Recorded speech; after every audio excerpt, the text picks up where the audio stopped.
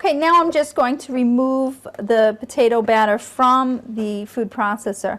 You see it still has that stringy grated look on the top, but on the bottom it's been pureed a little and mixed with the batter. And we'll just pour that in there and stir it all around, and that'll be a nice texture for our potato pancakes. Slightly pureed and slightly stringy. And next we'll be taking it to the stove, and we want to fry them up.